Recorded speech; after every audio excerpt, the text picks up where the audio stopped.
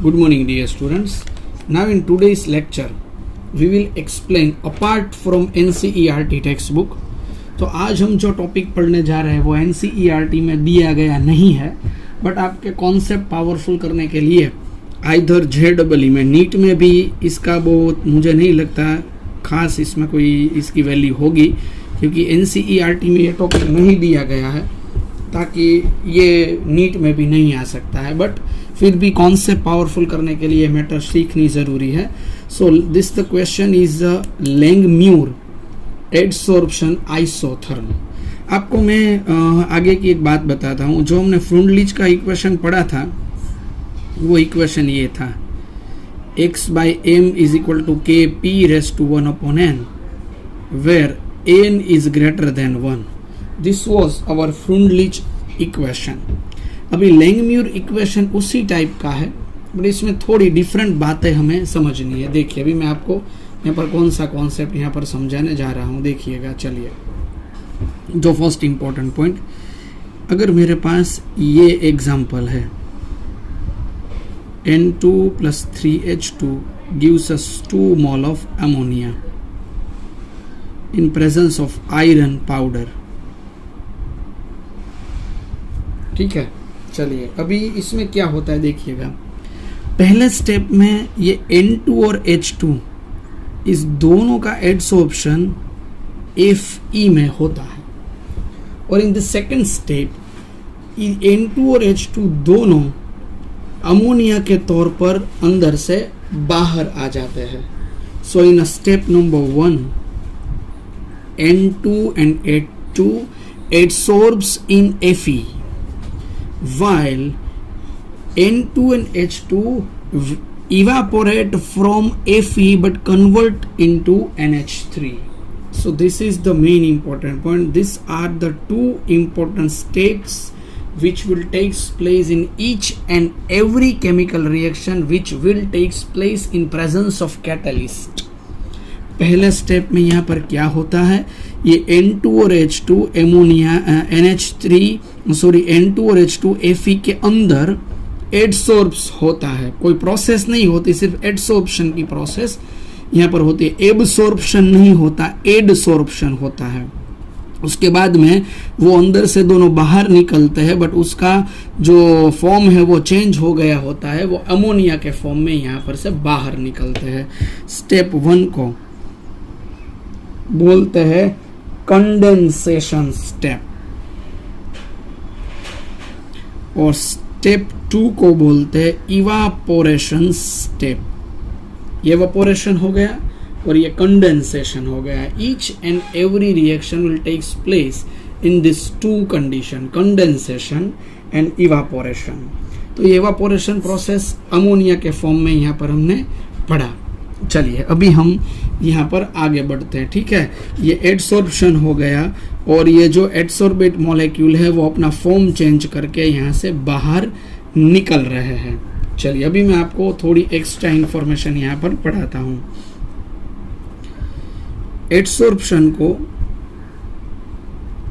हम यहाँ पर थीटा सिंबल दे रहे हैं, adsorption as a theta. Okay, चलिए देखिएगा मैं यहाँ पर कौन सा स्टेप लेने जा रहा हूं. एडसॉर्बेट molecule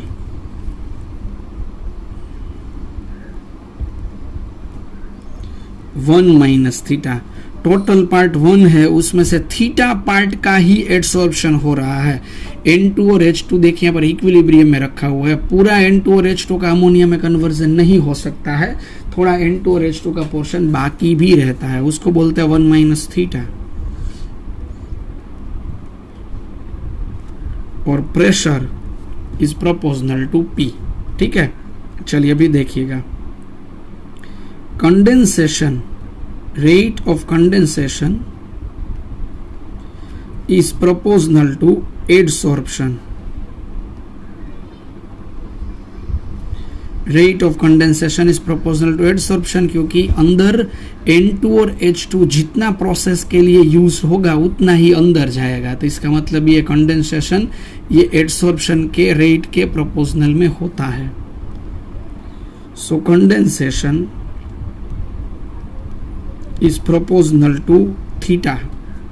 So condensation proportional to symbol यहाँ पर हम रिमूव कर रहे हैं, यहाँ पर मैं कांस्टेंट यहाँ पर कर रहा हूँ K1 theta. Condensation is equal to K1 theta. Okay, चलिए अभी हम आगे जा रहे हैं. Evaporation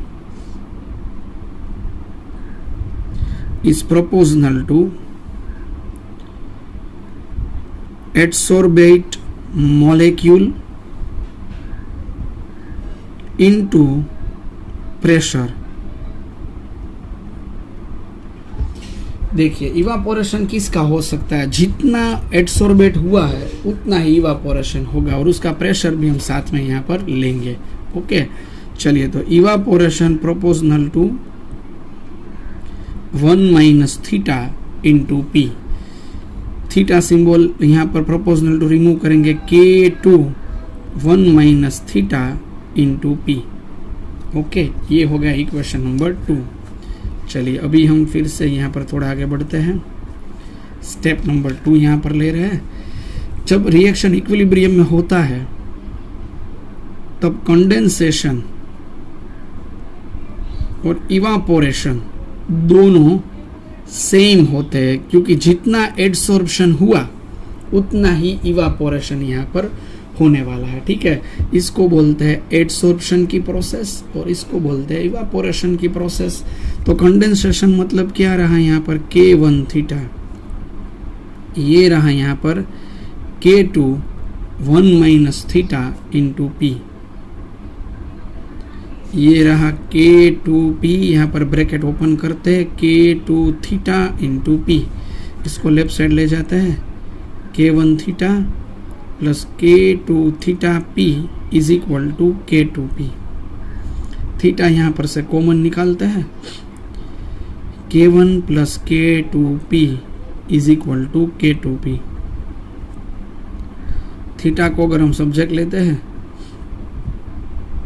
K2P upon K1 plus K2P. चलिए इसको K2 से हम अगर हम समझे, ये K1 से डिवाइड करते हैं इसको पूरे इक्वेशन को, K2 by K1 into P upon K1 upon K1 1, K2 by K1 into P. Okay, ये हो गया. K1 से डिवाइड करते हैं थीटा यानी एडसॉर्प्शन. एडसॉर्प्शन को क्या बोलते हैं, X बाई M. ओके, ये कांस्टेंट है, इसको हम बोलते हैं A और इसको हम बोलते हैं B.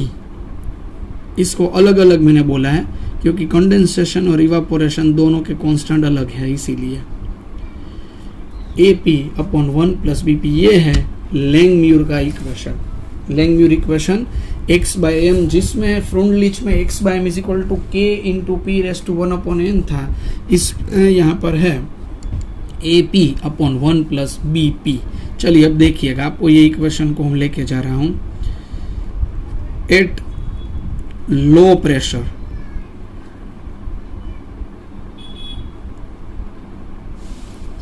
At a low pressure, अगर हम ये नीचे 1 प्लस BP है ना, तो यहाँ पर हम ऐसा सेट करते हैं 1 प्लस 1 के कंपैरिजन में BP को नेग्लिजिबल करते हैं, निगलेक्ट करते हैं हम. यहाँ पर देखिए BP को निगलेक्ट करें तो यहाँ पर क्या बचेगा, x by m is equal to AP रहेगा. इसको बोलते हैं first order reaction. x by m is equal to AP, ये फर्स्ट ऑर्डर रिएक्शन है. ठीक है, x by m is equal to AP. ये जो हमने फ्रुंडलिच में करा था, फ्रुंडलिच में क्या हुआ था, x by m is equal to KP ही हमारे सामने था, x by m is equal to KP. तो ये प्रूफ हो गया x by m is equal to AP at a high pressure. चलिए अभी हम हाई प्रेशर की बात करते हैं. हाई प्रेशर में क्या होता है, एट हाई प्रेशर 1 को हम निगलेक्ट करते हैं. देखिए 1 को हम निगलेक्ट करते हैं ऊपर के इक्वेशन में, यहाँ पर से 1 निकल गया तो क्या बचेगा, AP upon BP. P cancel, ये हो गया कांस्टेंट A अपॉन B. तो ये हो गया जीरो ऑर्डर रिएक्शन. तो हमारा कॉन्सेप्ट यहाँ पर आएगा at a low pressure BP को हम निगलेक्ट करेंगे, एट अ हाई प्रेशर यहाँ पर 1 को निगलेक्ट करेंगे। तो x/m = AP रहेगा और यहाँ पर x/m = A/B कांस्टेंट रहेगा। तो इस तरीके से ये लैंगम्यूर ने ऐसा इक्वेशन यहाँ पर रख दिया कि फ्रुंडलिच में क्या हो रहा था, फ्रुंडलिच में हमने जो ये इक्वेशन पढ़ा था, ये इक्वेशन फ्रुंडलिच वाला, ये बीच की अवस्था का ही इक्वेशन था। बट ये जो इक्वेशन यहाँ पर आ गया, ये लास्ट वाला, पहले वाला, बीच वाला, सभी का कॉन्सेप्ट यहाँ पर आसानी से हम ध्यान में ले सकते हैं। ओके, चलिए अगर हम ये कांस्टेंट की वैल्यू अगर हमें चाहिए तो हम क्या करेंगे, देखिए इस इक्वेशन नंबर 1 का मैं रिवर्स कर देता हूँ। तो ये रहेगा ना m/x = 1 + BP अपॉन AP। देखिएगा इसका हम LCM का स्टेप लेते हैं तो m/x = क्या होगा, 1 upon AP plus BP upon AP। ये P कैंसिल हो गया, सो m/x = 1 upon AP plus B upon A। चलिए इस इक्वेशन को सीधे हम y = mx प्लस c से कंपेयर करते हैं। y वर्सेस x का यहाँ पर ग्राफ रहेगा। y कौन है, y है m/x, x कौन है, 1 upon p। Okay, straight graph है इसीलिए यहां से ऊपर जाएगा। ये रहेगा इंटरसेप्ट b/a और ये स्लोप हमें मिलेगा 1 अपॉन a। स्लोप से हमें a फाइंड करेंगे, a को यहाँ रखेंगे, इंटरसेप्ट हमें जो मिलेगा उसको a से मल्टीप्लाई करेंगे तो b की वैल्यू हम फाइंड कर सकेंगे। तो a और b कांस्टेंट को अगर हमें फाइंड करना है तो इस तरीके का इस्तेमाल करके हम a और b दोनों कांस्टेंट को भी फाइंड कर सकते हैं। ओके, तो ये हमारे सामने लैंगम्यूर एडसॉर्प्शन आइसोथर्म की बातें मैंने रख दी। पर आपको ये मैंने बोल दिया कि इस इक्वेशन का मायने क्या रखता है। तो फ्रुंडलिच का जो इक्वेशन था वो बीच की ही कंडीशन को सेटअप करता था, बट ये इक्वेशन ऐसा है कि इस एक इक्वेशन से हम फर्स्ट ऑर्डर, जीरो ऑर्डर और बीच का जो भी ऑर्डर हो उसको पूरा यहाँ पर डिस्क्राइब कर सकते हैं। इसीलिए ये लैंगम्यूर एडसॉर्प्शन आइसोथर्म नाम का जो क्वेश्चन है वो हमने यहाँ पर पढ़ा है। Is it clear? So this is Langmuir adsorption isotherm. We can easily explain with the help of this equation that what is the value of constant A and B. Okay, तो ये हमने लैंगम्यूर इक्वेशन यहाँ पर पढ़ लिया है। ये question आपको प्रिपेयर नहीं करना है, सिर्फ समझना ही है। आपका कॉन्सेप्ट पावरफुल करने के लिए, आपको MCQ में पावरफुल करने के लिए मैंने सिर्फ ये समझाया है, ये आपको ध्यान में रखना पड़ेगा। योगी टिप्स में भी ये क्वेश्चंस दिया हुआ है, बट उसमें ये किस तरीके से प्रूफ हुआ है वो नहीं दिया हुआ है। 5.6 नंबर का पेज है, उसमें ये इक्वेशन है। ओल्ड कोर्स में ये इक्वेशन था, बट न्यू कोर्स NCERT में ये इक्वेशन एप्लीकेबल नहीं है। ओके, तो आप सबको अच्छी तरीके से ये समझना है। इसको होमवर्क में आपको नहीं करना है। लैंगम्यूर इक्वेशन ये होमवर्क में आप नहीं करेंगे, आपको सिर्फ एक्सप्लेनेशन पावर पर ही आपकी बातें करनी है। Okay, so thank you dear students for today's lecture in adsorption.